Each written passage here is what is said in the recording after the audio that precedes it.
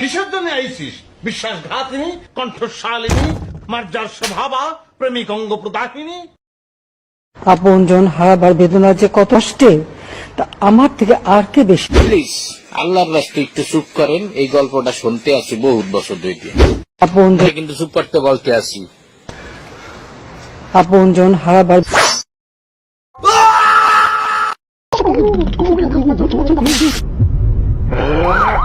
মুরব্বী মুরব্বী,